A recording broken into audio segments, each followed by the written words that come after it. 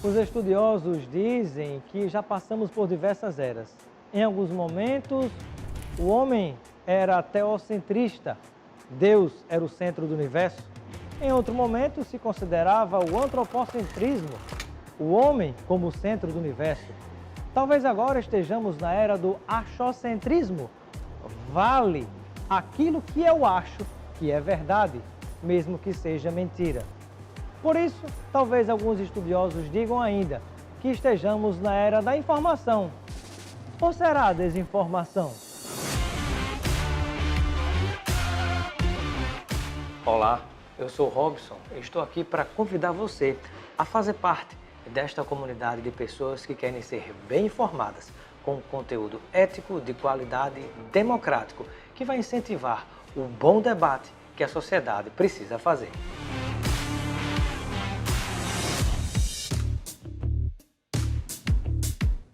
E se você quer conteúdo de qualidade, lembre-se de inscrever-se no nosso canal para ficar bem informado.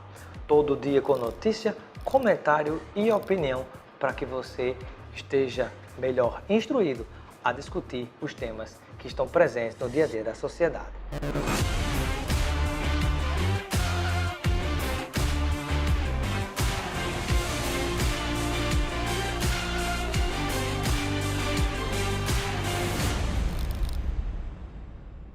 Hoje vamos conversar com o economista, doutor em economia pela USP, professor da Fundação Getúlio Vargas, Paulo Gala, que está aqui conosco para falar sobre alguns assuntos importantes ligados à economia atual. Seja bem-vindo, Paulo, ao nosso Espaço Cidadão. Obrigado, Robson. Prazer falar com você, com todos os seus ouvintes, com todos os internautas. E vamos lá, falar de economia, né? Maravilha, prazer tê-lo conosco. Algo que parece ser tão distante de todos nós, mas que está mais próximo da nossa vida do que a gente possa imaginar, não é? A economia. E aí eu me recordo, professor Paulo Gala, do momento um pouco antes da pandemia, quando alguns indicadores mostravam que a economia brasileira já não estava indo tão bem, inclusive para fugir de perguntas de jornalistas naquela ocasião, o presidente da República, Jair Bolsonaro, chegou até a colocar um humorista para fazer piada e escapar das respostas que deveriam ser dadas.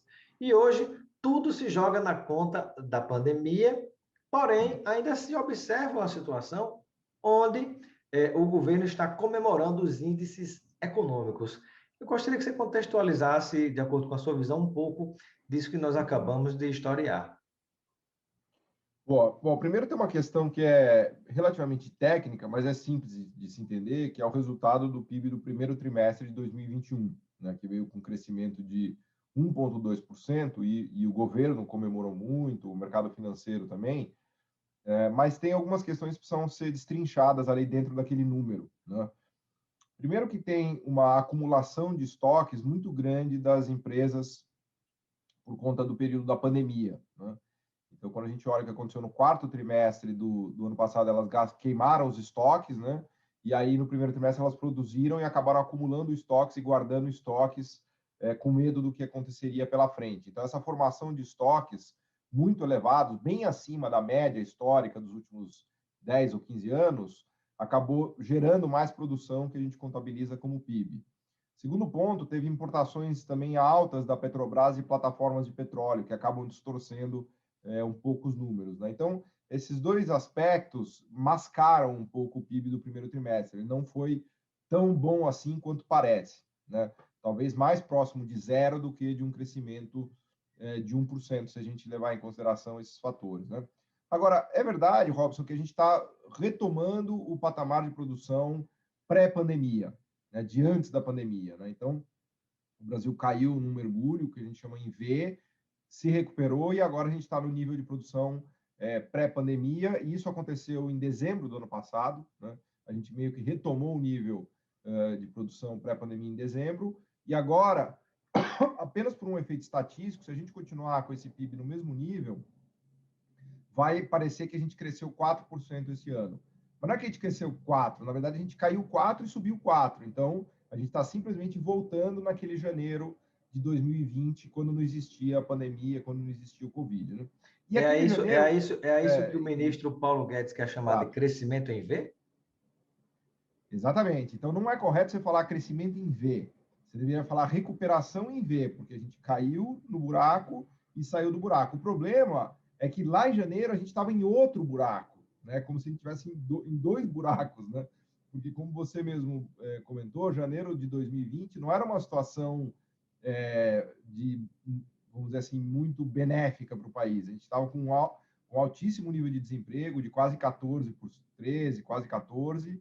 O Brasil vinha meio que patinando, não conseguia crescer com vigor, e agora a gente volta para aquele nível, só que com um desemprego ainda maior. Essa é a má notícia, porque a pandemia ela acabou destruindo empregos, especialmente dos setores de serviços que a gente chama de serviços tradicionais, que é cabeleireiro, manicure, pedicure, serviços de motorista de táxi, atendente de loja, lojista, garçom, principalmente o pessoal de serviço do setor de turismo, de lazer, eles foram muito prejudicados, porque a pandemia ela pegou em cheio as atividades que não podem ser feitas à distância.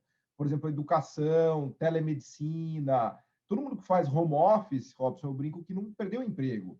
Quem tem condição de fazer home office, que tem nível de qualificação para isso, aliás, eu estava vendo os dados recentes, isso atinge apenas 25% do total dos empregos e do trabalho no Brasil. Apenas 25% das pessoas têm condição de fazer home office, porque o tipo de trabalho que ela faz permite isso, né? Os outros 75% não. E é aí que a gente perdeu um número gigantesco de empregos. Por isso que o nível de desemprego hoje é maior do que antes da pandemia, né? Então, esse indicador, você me perguntou assim, o que seria um indicador, uma evidência de crescimento sustentável? Seria a redução do desemprego. E a gente não viu, a gente viu o aumento do desemprego até no primeiro trimestre. Então, esses dados, né, quando abertos, com mais cuidado, com mais detalhe, mostram que o Brasil se recuperou do mergulho da pandemia, mas está longe de estar crescendo, como se noticia por aí, como se fosse uma grande melhora dos índices e tudo mais, né? Então, acho que a gente tem que ter um olhar crítico e cauteloso em relação a esses dados, né, Robson?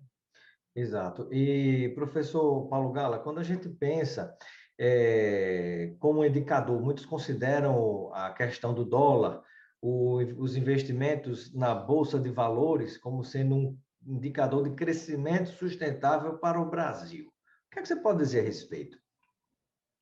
A Bolsa brasileira ela é muito descolada da realidade brasileira, né? Imagina que a gente tem hoje algo como 6 ou 7 milhões de CNPJs, né, no Brasil, que são as empresas formais. Talvez se a gente colocar informais, mas a gente vai chegar certamente a um número de 10, 15, 20 milhões de empresas no Brasil, sendo que na Bolsa tem 500 empresas, Robson. Então, isso por si só já dá uma bela imagem, né, da quantidade de empresas brasileiras que estão na Bolsa. Então, imagine 500 empresas contra 10 ou 15 milhões de empresas, né? Agora, ocorre que essas 500 empresas são as melhores empresas do Brasil. São as mais capitalizadas, muitas vezes elas têm poder de monopólio, tem marcas muito fortes. Pensa nos bancos, né? Tem 4 bancos que dominam 85% do mercado financeiro.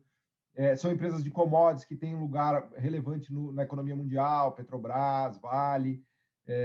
Elas têm muito acesso a capital, elas conseguem captar dinheiro fora. Então, elas vivem uma realidade muito particular delas, que não está necessariamente conectada com a saúde da economia brasileira. Só toma muito cuidado com essa ideia de que a Bolsa está em máxima histórica e isso é sinal de que a economia está saudável. Não, a gente tem justamente agora um exemplo que eu estava falando, um desemprego de 15%. Se a gente coloca o que a gente chama de desemprego por desalento, que são as pessoas que desistiram de procurar emprego, esse número vai a 20%. Aumenta. Há uma precarização dramática do mercado de trabalho, só que a Bolsa está em máxima histórica. Nosso PIB está 7, 8% abaixo do nível máximo de 2014, só que a Bolsa está em máxima histórica. Então, a história que essas 500 empresas contam é bem diferente da história da economia brasileira, né? Há também a forma de crescimento que não é sustentável e se dá em algumas ilhas, né? Algumas áreas de crescimento. Você tem uma situação, por exemplo, onde o agronegócio dispara em vendas, em crescimento, mas você tem um aumento da pobreza e de pessoas chegando abaixo daquela linha onde você vai passar fome. Então, tem alguma coisa errada aí acontecendo, né? Exatamente. O agronegócio, nada contra o agronegócio, mas ele, inclusive, está crescendo muito, né? Crescendo 6, 7, 8% ao ano. Só que ele representa apenas 5% da economia brasileira. 5% do PIB é o agronegócio. E a capacidade que o agronegócio tem de gerar empregos é muito baixa. Hoje em dia, o agronegócio que se expande, ele é totalmente mecanizado, né? Ele é muito mecanizado e, por isso, muito produtivo, só que ele não é capaz de gerar empregos. O mesmo vale para a área Máquinas, de inclusive, que nem são commodities, né? produzidas aqui para gerar emprego e renda aqui, né? Se importam de fora, né? Exatamente. Toda a nobreza tecnológica do nosso agro, com exceção da Embrapa, que é um grande centro público de Exato. pesquisa que a gente tem no Brasil, toda a parte de químicos avançados, de maquinaria, hoje você tem drones que monitoram, termômetros conectados em internet, tudo isso, a grande maioria disso é feito no exterior, gera empregos de qualidade no exterior, enquanto poderiam ser gerados no Brasil, se a gente tivesse uma agroindústria, uma indústria que tivesse a mesma pujança do agro. Né? Isso se aplica também à mineração e commodities, é um raciocínio parecido. Né? Sem dúvida.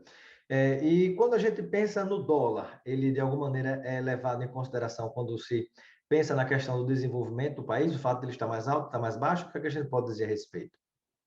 Bom, o dólar ele tem duas coisas para a gente analisar em relação ao dólar. Primeiro, que ele é um termômetro da confiança dos investidores, especialmente dos investidores estrangeiros. Então, quando há muita desconfiança em relação ao Brasil, ele tende a se desvalorizar, vai para R$ 5, 5,5, 6, né? Até mesmo os brasileiros, os investidores, né? Os detentores de riqueza do Brasil, quando estão muito inseguros, muito preocupados, eles mandam o dinheiro para fora e o dólar se desvaloriza. Então, isso é um sinal, vamos dizer assim, de desconfiança em relação ao país. Agora, tem um outro lado que é benéfico ao país, que é a parte de produção doméstica e de produção da indústria brasileira. Quando o dólar se desvaloriza, os produtos brasileiros passam a ficar mais competitivos e mais rentáveis quando comparados com os concorrentes importados, né? Então, a gente tem visto, sim, no Brasil, um renascimento industrial nos últimos meses, que se deve, em grande parte, a esse dólar mais desvalorizado, né? Se você conversa com os industriais, você vê que tem vários, ainda um pouco de ilhas, como você falou, mas tem alguns setores industriais que se recuperam porque são beneficiados desse câmbio mais desvalorizado, Robson. Nós podemos dizer que estamos vivenciando uma segunda bolha de commodities. Eu costumo brincar que o economista só tem certeza que é bolha quando ela estoura, né? Que aí você olha para trás e fala, putz, estourou, né? Então, é muito difícil fazer previsões, né? Especialmente sobre o futuro, como diria um amigo meu. Agora, tem algumas questões aí que a gente precisa analisar. A primeira é que houve uma desestruturação das cadeias produtivas por conta da pandemia, né? Então, vários países desligaram seus sistemas produtivos, ligaram fábricas, pararam seu sistema agrícola. Eu me lembro do preço do arroz no ano passado, você deve se lembrar que explodiu, porque países como o Vietnã, Tailândia e Índia saíram do mercado mundial. Então, um primeiro ponto aí é ver quando que a produção, as cadeias chamadas cadeias produtivas globais, né, que são esses sistemas de produção amplamente integrados, mundo afora, quando eles vão se normalizar. E me parece que ainda vai levar pelo menos uns 6 meses, né? Porque parte dessa alta de preços tem a ver com isso. Outra parte tem a ver com a retomada econômica, de fato, especialmente da Ásia, né? A China voltou a crescer com força, a Coreia, os asiáticos, de modo geral, e também com os Estados Unidos, a partir dos planos de estímulo do novo governo Biden. Então, isso está colocando demanda também, pressão de demanda nas commodities. Então, eu acho que é cedo ainda para dizer que é uma bolha, mas tem que ter cautela, né? Porque a alta realmente foi muito forte e muito rápida, né? Então, eu acho que é um negócio para a gente Se ela colocar se as barbas na sustenta ao agulha. longo do tempo, estamos aguardando, né? Que se ela se sustentar não é bolha, né? O problema é ela Exato. derreter e cair, né? Aí que seria um caso de bolha, né? E quando se fala também de que um dos pontos importantes para um crescimento sustentável do Brasil seria avançar nas privatizações. Já se está desmontando e se privatizando os pedaços da Petrobras, sob o argumento que vai ficar mais competitivo o combustível, de que o gás vai ficar mais barato. A gente tem, na verdade, o contrário disso até hoje. E a mesma coisa está se dizendo em relação à Eletrobras, aos Correios e outras empresas brasileiras, de que privatizando vai ser a salvação do Brasil e o mercado tomando conta, Deus mercado tomando conta, viveremos num paraíso. Você, como economista e professor também, Paulo Galo, o que é que você diz em relação a essa história que a gente escuta muito e circula muito nas correntes de WhatsApp? Bom, primeiro, Robson, que não dá para avançar na privatização, porque tudo foi privatizado já, né? Esse é um primeiro ponto a se observar, né? Restou a Petrobras, que basicamente já se comporta como se fosse uma empresa privada, ela não se Isso. comporta como se fosse uma empresa pública, Desde ela Michel funciona. Temer houve uma mudança importante, Exato. né? Ela se comporta como se fosse privatizada, né? que falta fazer, o que poderia ser feito, que eu não concordo, é a privatização das refinarias. Mas acho que pouco muda, né? A meu ver, a Petrobras já age como uma empresa privada. É como se ela tivesse sido privatizada, né? A Eletrobras hoje ficou pequena, perto do que ela fazia no passado, né? Todas as atividades de coordenação, de planejamento foram retiradas da Eletrobras. Então, no final, ela tem parte ainda da geração de energia, mas muito menor do que já foi no passado. Então, ela já foi sendo privatizada a rigor desde os anos 90. A gente já está vendendo os pedaços. Se você pegar o setor elétrico brasileiro hoje, ele é praticamente todo privado, né? O setor Há elétrico ainda várias empresas ligadas à própria Eletrobras no Brasil todo, inclusive controle de certos setores da própria água, né, que é algo estratégico também para os países do mundo sim, inteiro, né? sim, exato. Eu vejo grande risco nesse argumento de que tem que ser privatizada a Eletrobras, especialmente se feito de uma maneira atabalhoada e sem planejamento. Mas só o ponto que eu quero fazer é que o que falta ser privatizado é muito pouco, Robson. Então, não dá para você fazer o raciocínio de que se privatizar a Eletrobras, Petrobras e Correios, o Brasil vai voltar a crescer. Chega a ser um raciocínio quase sem pé nem cabeça, né? Lembrando que os Correios são públicos na maioria dos países do mundo. Nos Estados Unidos, o Correio é estatal. É o grande orgulho, né, da nação americana são os Correios, né? Desde o século XIX, quando chegava o Correio numa cidadezinha americana, era o sinal de que o Estado tinha chegado, que aquela cidade estava integrada, né? Então, é um raciocínio que, a meu ver, não faz o mesmo. Podemos discutir se é o caso de privatizar ou não a Petrobras, eu acho que não, privatizar ou não a Eletrobras, eu acho que não, privatizar ou não o Correio, eu acho que não. Mas mesmo que os três fossem privatizados, praticamente nada mudaria em termos da nossa capacidade de crescimento, né? Aliás, eu acho que iria atrapalhar, né? Na verdade, iria Mas quanto aos atrapalhar. preços, a expectativa é de aumento para o Bem, consumidor. bem provavelmente, bem possivelmente, porque quando você passa, dependendo dos contratos que são feitos, né, e são monopólios naturais, né, ou seja, como diria um economista, são mercados em que essas empresas têm muito poder de precificar, né? Então, se os contratos não forem muito bem feitos, se a regulação não for muito bem feita, a gente tem um grande risco de alta considerável do preço da energia no Brasil, por exemplo. O petróleo já subiu bem, né? E nesse contexto, economista Paulo Gala, qual é o impacto, por exemplo, se é positivo, se é negativo, no caso do Brasil, da independência do Banco Central? Olha, eu não teria feito. Eu acho que o Banco Central ele já age com independência desde os anos 90, praticamente, né? O Banco Central brasileiro é um dos bancos centrais mais independentes do mundo, né? Ele tem plena liberdade de ação, né? Ele é independente de fato, né? Agora, o que aconteceu é que ele virou independente de júri, né? Está na lei, o que eu acho ruim, porque, por exemplo, imagina que mudou o governo em 2022, né? Ele não vai poder trocar a presidência do Banco Central até 2 anos depois, porque agora os mandatos estão descasados, né? Então, eu não teria feito, mas, de novo, eu acho que o Brasil já vive com o Banco Central independente há muito tempo, né? É o mesmo caso da privatização, Robson. A gente já está com uma economia que o grosso dela é privatizada e o Banco Central já é independente, né? A gente já vive nesse Brasil, né? Você pode se fizer uma lista hoje de estatais no Brasil, deve ter sobrado umas 300, talvez 400, mas a grande maioria delas é irrelevante, é muito pequenininha, tem poucos funcionários, não tem um papel significativo. A gente tinha a CSN, Uzi Minas, todo o sistema Telebrás, né? Tudo isso foi privatizado já nos anos 90, né? Então, esse argumento de que precisa privatizar para a gente voltar a crescer, ele não para de pé na Não minha sustenta, né? E você não. falou sobre o impacto, por exemplo, vamos dizer assim, das privatizações para o cidadão. E qual é o impacto no dia a dia, por exemplo, da Bolsa de Valores para a vida do cidadão? O que é que uma coisa tem a ver com a outra? Pô, ele impacta muito pouco, a não ser que a pessoa seja um investidor de bolsa de valores, isso tem mudado, né? A gente tem mais de 2 milhões de pessoas físicas investindo na bolsa de valores, né? O dia a dia dela vai ser praticamente não impactado pela bolsa. O que impacta o dia a dia das pessoas é a oportunidade de emprego, né? Se tem mais emprego, se os salários estão subindo, se ela pode consumir mais, é isso que é relevante para ela. Então, as pessoas deveriam estar menos preocupadas com a bolsa de valores e mais preocupadas com o seu emprego e com o que o governo está fazendo para gerar mais empregos, porque o grande drama e desafio do Brasil hoje é gerar 15 a 20 milhões de empregos, né? E com um detalhe importante, né? O que gera realmente a riqueza, que se converte em dinheiro e se multiplica em empregos, é o trabalho, né? Quando você Exato. parte para um capital, investimento de capital especulativo que não tem pátria, isso aí é muito perigoso, né? E aí eu lhe pergunto, quais seriam, digamos assim, os três principais caminhos que você apontaria para que o Brasil conseguisse Uhum.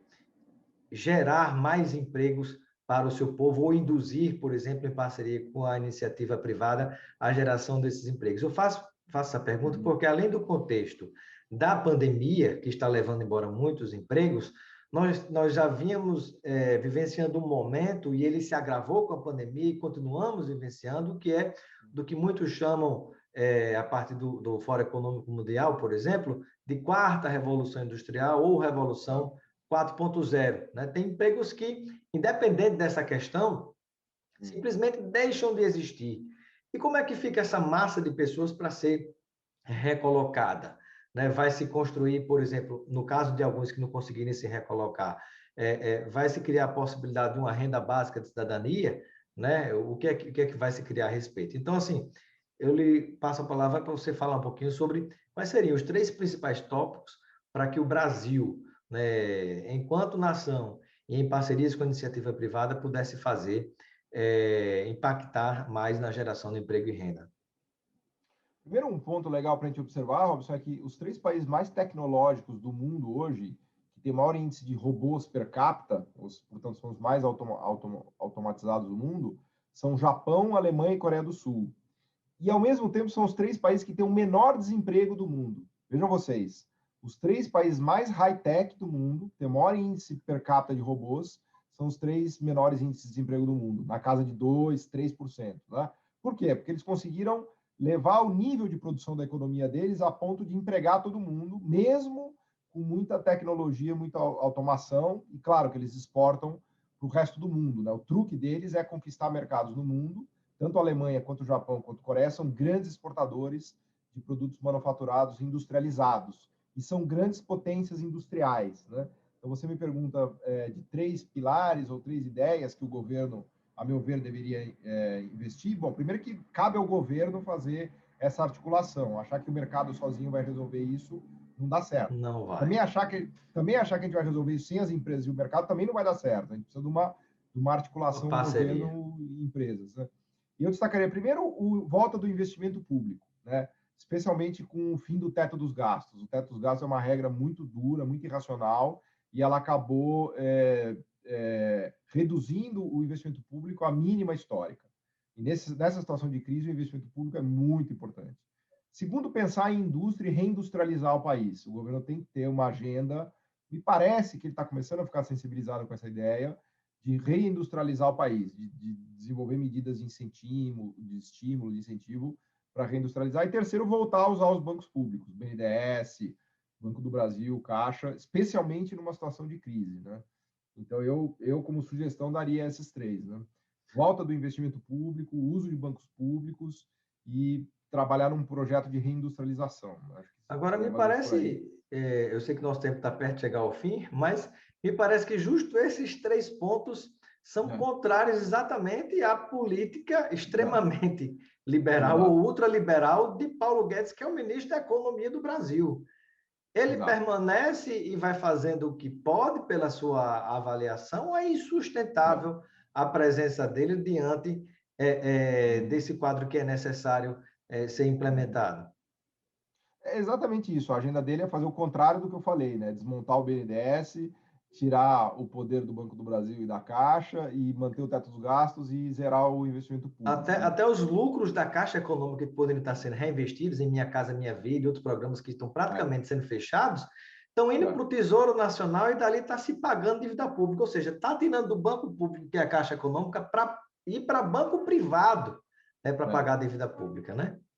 Exatamente. Agora, eu acho que assim, o Paulo Guedes, se ele não caiu até agora, ele não vai cair mais. Porque, apesar de todos os pesares, esse ano a gente vai ter um ano melhor do que o do ano passado e provavelmente o 2022 também será melhor do que o 2021, porque a gente vive uma recuperação, de fato, da pandemia. Então, a meu ver, ele vai seguir até o final com o presidente, né? E a única chance de mudança é uma mudança na eleição de 2022, né? Eu não vejo, claro, a gente é muito difícil fazer essas previsões, né, Robson, especialmente no Brasil, mas eu vejo que o que ele resistiu nesses últimos 2 anos, né, de pressão, mais de 2 anos, foi muita coisa, assim, eu não imaginava que ele resistiria a tanta pressão e a tanta coisa ruim, né? De E modo que eu acho que sobre ele vai isso, acabar indo até o final, né? e aí sobre o que você está falando, né? É possível acreditar realmente numa mudança política a partir do próximo ano, do ponto de vista eleitoral? Eu faço a pergunta porque quando a economia está bem, se ela melhorar, né, dificulta uma mudança de governo, por exemplo. Mas você acredita que se essas políticas necessárias não forem implementadas, como você colocou, pelo menos esses 3 pontos principais, vai se criar uma situação no Brasil de tamanha dificuldade que vai forçar essa mudança do ponto de vista eleitoral? Me parece que sim. O meu cenário base é que sim, porque a gente vai ter uma melhora esse ano, ano que vem, mas a nossa situação é tão ruim que essa pequena melhora não vai ser suficiente para se criar uma sensação de bem-estar, né? Então, vou dar Ou um ser um exemplo. crescimento de ilha, em ilhas, né? Em Não, e pequenos a gente está setores, né? com o desemprego de 15%. É possível que a gente chegue com o desemprego de 13% no final do ano que vem. Mas 13%, ainda com É desalento, com muito. precarização, é muita coisa. Então, eu acho que e o que o governo tem para apresentar na eleição do ano que vem é algo assim vergonhoso, né, para não usar outra palavra, porque se você olhar a parte de ambiental, desmatamento da Amazônia, o negacionismo no controle da pandemia, a recusa a usar vacinas, o atraso na vacinação, quer dizer, é uma agenda assim, uma lista, né, de feitos bastante problemática, né, Robson, para dizer o mínimo. Então, não sei, é difícil prever resultado de eleição, mas é mais ou menos por aí que eu enxergo, né? Perfeito. Bom, quero agradecer a participação do economista, doutor em economia pela USP, professor da Fundação Getúlio Vargas, Paulo Gala. Muito obrigado pela sua participação no nosso programa Espaço Cidadão. Seja sempre bem-vindo e eu deixo o momento final para suas despedidas junto a todos aqueles e aquelas que nos acompanham. Obrigado, Robson. É um prazer conversar aqui com você, com todos vocês. E a minha mensagem tem sido a de repensar o setor público no Brasil. A gente precisa abrir a cabeça, olhar direito, porque a gente caiu numa narrativa de que o Estado faz é tudo errado, né?